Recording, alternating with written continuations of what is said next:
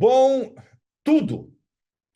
E, bom, a gente está do lugar mais importante no planeta nesses dias, nesse final de semana.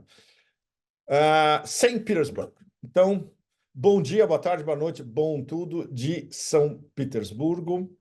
Eu estou no Fórum Econômico de São Petersburgo. Nesse momento agora, não. Eu saí do fórum. Vim fazer um break aqui para poder explicar para vocês tudo que vai acontecer daqui para frente, que é um tsunami de informações e de encontros, meetings, né? E aí eu volto porque a gente tem uma série de encontros nessa tarde. Nós vamos encontrar com o pessoal da Duma de São Petersburgo, nós vamos encontrar com legisladores de São Petersburgo, super importante.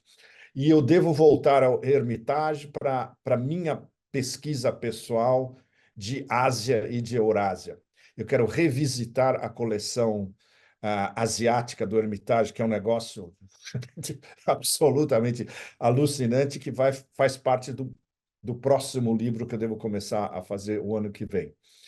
Bom, tudo está acontecendo aqui nesses dias. No momento em que a gente está falando, é a prévia. Então, o que eu vou explicar para vocês é a extrema importância do que vai se desenvolver no fórum na quinta e na sexta-feira, culminando com a intervenção direta do presidente Putin na sessão plenária do fórum na sexta-feira à tarde, horário Moscou, Saint Petersburg. Super importante que Putin vai falar não só da economia russa, em relação à guerra na Ucrânia, mas ele vai provavelmente dar mais detalhes da posição russa em relação a tudo que está acontecendo na Ucrânia, e especialmente do crescendo da demência ocidental, que eles se acham, que eles se arvoram poder atacar uma superpotência nuclear sem consequências. Isso só pode vir de uma elite política de uma mediocridade absolutamente intergaláctica, e não preciso nem declinar os nomes, que vocês já conhecem os nomes de cor. Bom, o mais importante é o que está acontecendo aqui. Bom, eu precisei de três triplo expressos do meu amigo barista para poder tentar colocar um mínimo de ordem no meio desse furacão absoluto de informações, de encontros, de absurdos, inclusive, que não poderia deixar de ser. O Império do Caos cometeu um absurdo de uma estupidez, mais uma vez, intergaláctica, proibindo nosso amigo Scott Ritter de prosseguir no seu voo Nova York, Istambul, depois Istambul, São Petersburgo, para participar do fórum, e ele estaria na nossa mesa do fórum. A nossa mesa, o nosso painel do fórum, é na quinta-feira, às 5 horas da tarde, horário de São Petersburgo. É um painel muito importante, é uma das salas principais do centro, onde se desenvolve o fórum. Deve ter uma audiência enorme. Maria Zakharova vai estar na nossa mesa também, e nós vamos debater filosofia e mundo multipolar, mas num sentido muito mais amplo. São passos práticos para a implementação do mundo multipolar. Eu prefiro, a partir de agora, empregar a expressão multinodal.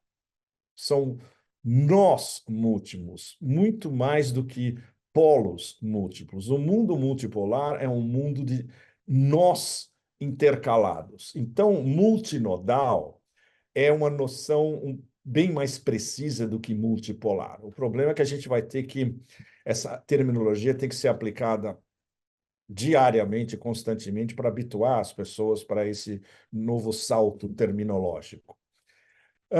O mais importante, na quinta-feira, a partir da manhã, as principais mesas e debates do fórum são na manhã da quinta-feira. E alguns extravasando para a tarde, inclusive para a nossa, que é às 5 horas da tarde. Para vocês terem uma ideia, tudo que é importante do mundo multipolar, multinodal, está sendo discutido em debates específicos em todas essas mesas. É uma avalanche gigantesca. Vocês podem acompanhar vários desses debates no site do Fórum Internacional Econômico de São Petersburgo. Vocês vão no site, vocês entram no Business Program, programa de business, vocês vêm por dia e vocês selecionam por dia, de manhã e de tarde, as mesas que interessam, os debates que interessam, e vários deles, a maioria absoluta, tem um broadcast ao vivo. Eles vão ser gravados e vocês vão ter o vídeo da sessão inteira, incluindo as respostas e a participação do público no final. É muito importante, não só agora, como a longo prazo, e para vocês todos que são jornalistas, acadêmicos, pesquisadores, PhDs, como é que chama aqui? Envolvidos em BRICS, etc. É muito importante vocês terem isso de fácil acesso na sua lista de bookmarks, porque esse é provavelmente o mais importante de todos os fóruns de São Petersburgo. Eu já estive em fóruns anteriores. Esse é definitivamente o mais importante, porque ele é no ano da presidência russa dos BRICS. E adivinha o que vai ter a semana que vem em Nizhny Novgorod? A reunião dos ministros de Relações Exteriores dos BRICS 10. Eles vão conversar, vai ter ministros de Relações Exteriores convidados também, super importante. Olha, por exemplo, quem vai estar lá: o ministro de Relações Exteriores da Turquia. E a Turquia, esta semana, num encontro com o Wang Yi, eles disseram abertamente que eles querem entrar nos BRICS, que pode ser muito mais, eles colocaram inclusive num condicional, pode ser muito mais interessante para a Turquia entrar nos BRICS do que na União Europeia, que, como vocês sabem, a Turquia está sendo esnobada pela União Europeia desde tempos imemoriais. E eles já se encheram. E eles viram que o futuro, que o vento da história está soprando aqui, pela Eurásia, não é para o Ocidente. Então, vai ter mesas, para vocês terem ideia, na quinta de manhã tem mesas dedicadas aos BRICS, 2 ou 3, pelo menos, de diversos assuntos relativos aos BRICS. Mesa da operação, Organização da Shanghai Cooperation Organization, Organização de Cooperação de Xangai, mesa da União Econômica Euroasiática, uma mesa da cooperação da União Econômica Euroasiática com a Associação de Países do Sudeste Asiático, os 10 da ASEAN, e fora todas as bilaterais que ocorrem à margem das sessões principais. E de noite, evidentemente, os jantares, os encontros informais, onde se discutem coisas, inclusive, bem mais profundas do que Você tem mais tempo de discutir nessas reuniões e nesses jantares do que nas mesas que são circunscritas a 1 hora, 1 hora e 15, exagerando 1 hora e meia, Carol. É muito difícil. Se você tem 7, 8 ou 9 palestrantes no palco, com intervenção de cada um, e depois você abrir para o público, é muito pouco tempo. Mas o principal é você colocar todos esses debates no âmbito do fórum, a lista de convidados, que é gigantesca, esse ano vai ter mais de 15 mil participantes do fórum, muita gente do mundo corporativo, não só russo, mas da Eurásia inteira, e debatedores, e as reuniões paralelas que são ultra importantes. Uma das mais importantes, se não a mais importante, ela vai ser sexta-feira de manhã, às 9 horas da manhã, horário de São Petersburgo. E tem uma ligação direta com o Brasil. É o encontro da presidente Dilma Rousseff, que é a presidente do Banco dos BRICS, o NDB, com o Sergei Glaziev, que é teoricamente, o maior, o principal, digamos, o principal economista russo, e o economista russo de maior perfil global, respeitadíssimo pela Eurásia inteira. E, evidentemente, no Ocidente é sancionado, demonizado, a palhaçada de rigor, certo? E nos bastidores, nós tivemos um papel para arrumar esse encontro fundamental, em colaboração com meu grande amigo Elias Jabbour, em Xangai. Então, Elias cuidou do NDB, do lado NDB Dilma em Xangai, e eu cuidei do lado Glaziev Moscou. E para nossa alegria mútua e para a alegria de muita gente do mundo financeiro, econômico, corporativo, eles vão se encontrar na sexta de manhã e Glaziev, pessoalmente, vai explicar para Dilma e, evidentemente, para o papel do NDB, do Banco dos BRICS a seguir, nesse novo projeto, nessa ideia chama, podemos dizer, de um processo de pagamento fora do dólar, diretamente através de uma unidade de valor chamada justamente the unit, a unidade. A política, os seus conceptualizadores qualificam justamente de dinheiro apolítico através das fronteiras e que é algo que pode ser adotado primeiramente pelos BRICS 10, pode ser adotado pela Organização de Cooperação de Xangai, pode ser adotado pelos dois, porque eventualmente e inevitavelmente BRICS e a SCO vão terminar se juntando num futuro não muito remoto e provavelmente muito próximo, pode ser inclusive o ano que vem. Isso já foi aventado diretamente por Lukashenko na Bielorrússia, está sendo aventado por meios corporativos através da Eurásia, nós, dessa União Euroasiática, e vai ser muito importante. Há duas possibilidades para o Banco dos BRICS o ano que vem. A presidente Dilma pode ter um novo mandato a partir de 2025, ou o novo presidente dos BRICS pode ser um russo. No momento, isso está em suspenso. Isso vai ser decidido durante esse ano, negociação intra-BRICS. Ou seja, os 10 vão participar dessa negociação, não são só os 5 BRICS originais, os 10.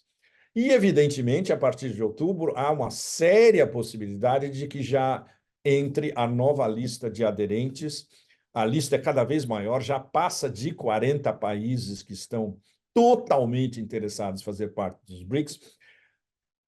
Isso não vai acontecer de um dia para o outro, evidentemente, mas a gente está no caminho dos BRICS se constituírem nas Nações Unidas alternativas, na nova Nações Unidas, nas Nações Unidas que realmente contam, e onde o Ocidente vai ser apenas um mero espectador.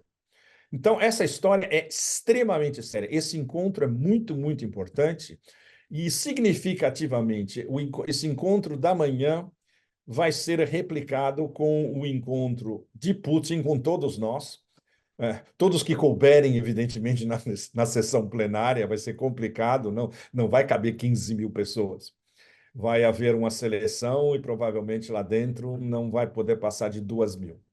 De qualquer maneira, ele vai falar não só para essa audiência, mas para a Rússia inteira e para a Eurásia inteira, e todo mundo vai estar prestando muita atenção. Vai ser um dos discursos, intervenções e sumários mais importantes do Putin nesse ano, no ano da presidência dos BRICS, e no fórum mais importante, um dos fóruns mais importantes da Rússia esse ano, o de Vladivostok, que vai ser em setembro, vai ser tão importante. Evidentemente, a cúpula dos BRICS em outubro em Kazan, a mesma coisa.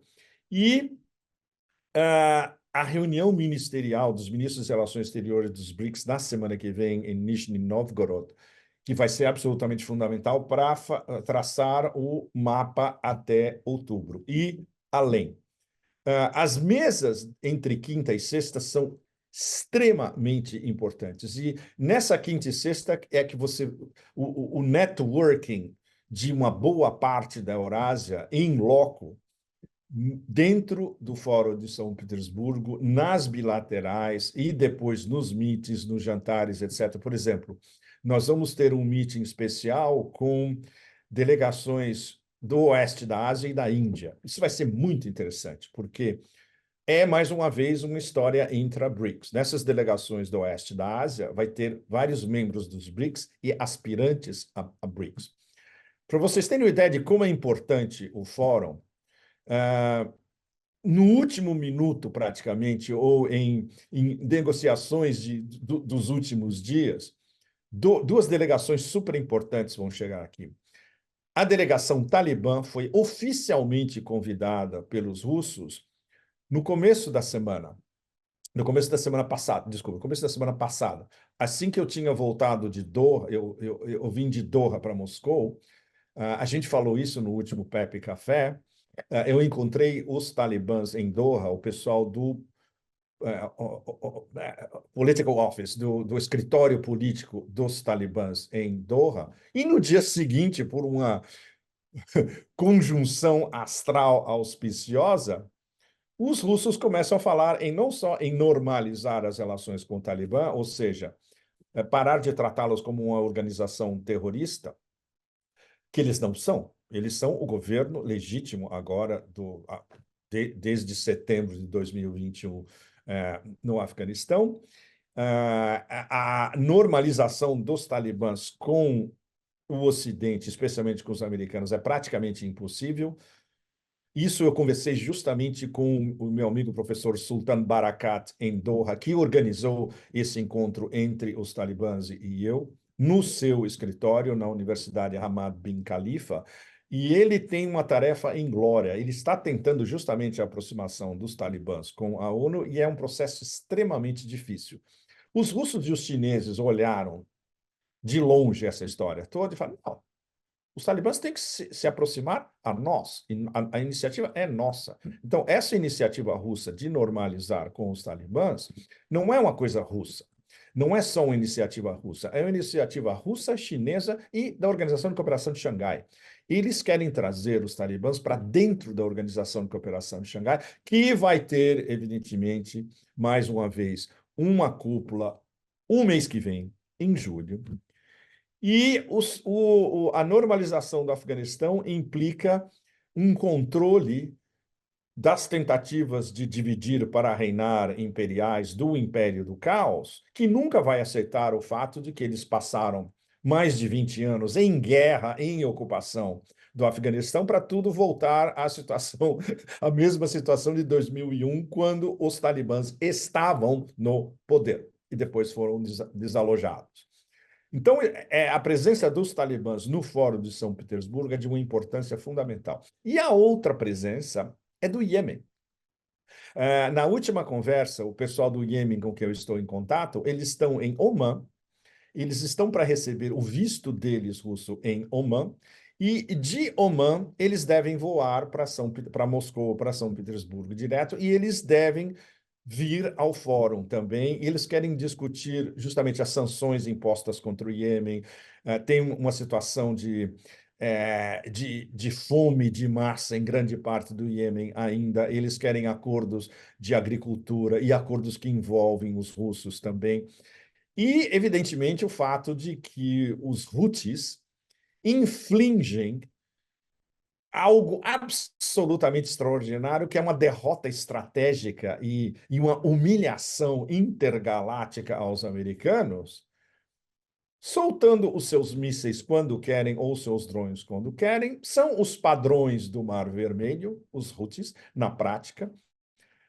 Atacaram 2 vezes o porta-aviões do Dwight Eisenhower, que ninguém na história moderna teve os cojones, você sabe muito bem o que eu estou dizendo, para atacar um porta-aviões americano. Eles atacaram 2 vezes, mandando a sua mensagem de sempre, que é tudo que se dirige a Israel ou que protege Israel no Mar Vermelho é um alvo legítimo de Ansarallah, dos Houthis e do Iêmen livre, porque o Iêmen está defendendo o nosso, entre aspas, definição do primeiro-ministro do Iêmen, o nosso povo, ou seja, o povo palestino em terras do Islã. E evidentemente, tudo isso envelopado na rejeição absoluta do genocídio em Gaza perpetrado pelos bíblicos psicopatológicos.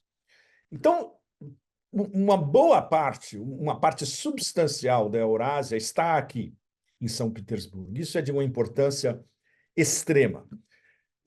O que vai ser discutido formalmente, informalmente, em preparação à ministerial dos BRICS na semana que vem, em preparação a esses próximos meses antes da cúpula dos BRICS em outubro, as discussões em diversos níveis de desdolarização, mas especialmente em comércio intra, eurasiático, afro-eurasiático, Eurásia com o resto da maioria global, passando ao largo do sistema financeiro internacional estabelecido desde Bretton Woods, que está nos seus estertores. Os estertores podem, como vocês sabem, durar semanas, meses ou anos. É um longuíssimo processo. Assim como o processo longuíssimo de uma possível normalização das relações do Ocidente coletivo em relação à Rússia pode ser uma questão de até décadas. E do jeito que está indo, vai de mal a pior de dia a dia. Eu já tive umas conversas muito sérias aqui, pré-início do fórum. Ontem eu fui jantar com o meu grande amigo Larry Johnson. A gente passou pelo menos 4 a 5 horas falando dando a volta geopolítica de tudo. O Larry está absolutamente aterrorizado com a estupidez, mediocridade, arrogância e sensação de impunidade da atual elite, entre aspas, que controla a política americana em Washington. Ele, como ex-analista da CIA, ele viu por dentro, ele vê por dentro e ele vê a degradação em todos os sentidos, não só de sistemas de inteligência, mas do Pentágono, especialmente do Departamento de Estado. Vocês imaginam, por uma ordem direta desse funcionáriozinho de quinta, uma coisa inqualificável em termos de mediocridade, de mesquinharia, ele tira um ex-analista da CIA de um avião, de um voo normal, civil, sem nenhuma acusação contra Scott Ritter, que estava pegando um voo de carreira normal para Istambul, na verdade. É você, na verdade, tirar um civil de um voo de carreira normal do JFK em Nova York para Istambul. Depois, a conexão que ele vai fazer é outra história. Ele podia fazer uma conexão para os Emirados, ele podia fazer uma conexão para Hong Kong, e faz uma conexão para Moscou. Na verdade, não. A história toda é impedir que Scott Ritter viesse ao Fórum de São Petersburgo. Ele estaria na nossa mesa, no nosso debate da quinta-feira, às 5 horas da tarde, horário de São Petersburgo. Ele faria parte da mesa do nosso debate, como o Judge Knapp, como nós o chamamos, o juiz Andrew Napolitano, que viria também, mas ele cancelou por outras razões. Então, o nível de degringolação e desagregação e esfacelamento do sistema dentro do império, em Washington especialmente, é um negócio alucinante. Esses caras acham que eles podem soltar ameaças praticamente diárias contra uma superpotência nuclear, incluindo você bombardear alvos dentro da Federação Russa com armas da OTAN, dando, evidentemente, um ok, entre aspas, uma linha verde, uma luz verde para os gangsters de Kiev operarem. Na verdade, eles não operam nada, eles nem entregam o cafezinho.